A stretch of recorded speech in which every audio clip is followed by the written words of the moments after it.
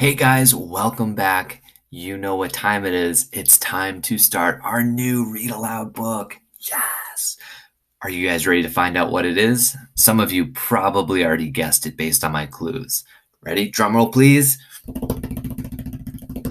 It's Because of Winn-Dixie.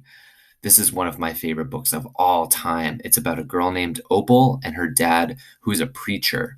A preacher is somebody who delivers speeches at church, who finds a dog at a supermarket, and their friendship, as you'll see throughout the book, changes Opal's life and the other people around her too. Now, I don't actually have the book yet. I'm still waiting on my copy to arrive since it's stuck in the classroom. However, I have found chapter 1 for you guys, so I'm going to read you guys chapter 1. I hope you enjoy.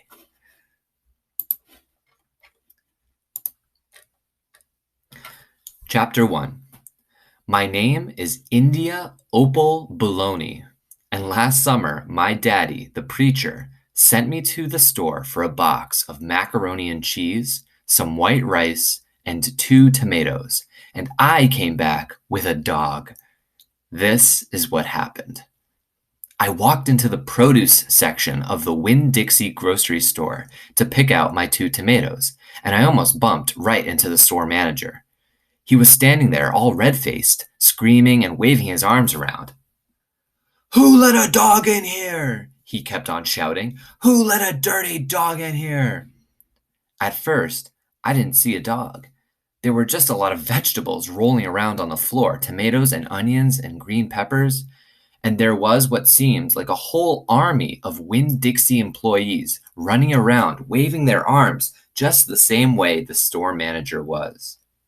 And then the dog came running around the corner. He was a big dog and ugly, and he looked like he was having a real good time. His tongue was hanging out and he was wagging his tail. He skidded to a stop and smiled right at me. I had never before in my life seen a dog smile, but that is what he did. He pulled back his lips and showed me all his teeth. Then he wagged his tail so hard that he knocked over some oranges off a display, and they went rolling everywhere, mixing in with the tomatoes and onions and green peppers. The manager screamed, "Somebody grab that dog!" The dog went running over to the manager, wagging his tail and smiling. He stood up on his hind legs. You could tell that all he wanted to do was to get face to face with the manager and thank him for the good time he was having in the produce department. But somehow, he ended up knocking the manager over, and the manager must have been having a bad day, because lying there on the floor, right in front of everybody, he started to cry. The dog leaned over him, real concerned, and licked his face. "Please," said the manager, "somebody call the pound." "Wait a minute," I hollered. "That's my dog. Don't call the pound." All the Winn-Dixie employees turned around and looked at me, and I knew I had done something big, and maybe stupid too. But I couldn't help it. I couldn't let that dog go to the pound. "Here, boy," I said. The dog stopped licking the manager's face and put his ears up in the air and looked at me like he was trying to remember where he knew me from. "Here, boy," I said again. And then I figured that the dog was probably just like everybody else in the world, that he would want to get called by a name, only I didn't know what his name was. So I just said the first thing that came into my head. I said, "Here, Winn-Dixie." Winn-Dixie's the name of the supermarket. And that dog came trotting over to me just like he had been doing his whole life. The manager sat up and gave me a hard stare, like maybe I was making fun of him. "It's his name," I said, "honest." The manager said, "Don't you know not to bring a dog into a grocery store?" "Yes, sir," I told him. "He got in by mistake. I'm sorry, it won't happen again." "Come on, Winn-Dixie," I said to the dog.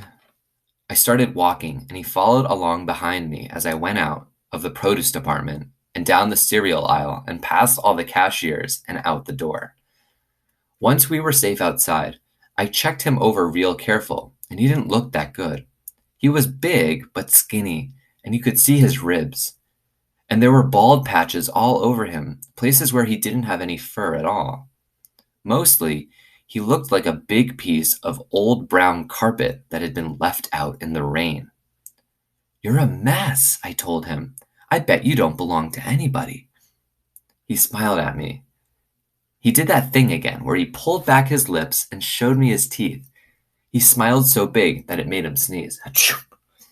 It was like he was saying, "I know I'm a mess. Isn't it funny?" It's hard not to immediately fall in love with a dog who has a good sense of humor. "Come on," I told him. "Let's see what the preacher has to say about you." And the two of us, me and Winn-Dixie, started walking home. That's the end of chapter 1. So let's just talk about who we've met so far. Who are the characters we've met? Yeah, the main character, her name's India Opal Baloney. Kind of a long name.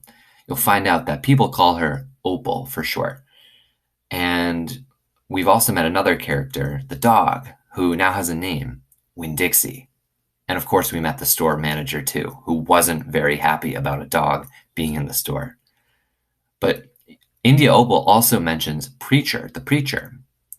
As I mentioned in our little summary at the beginning, that's her father.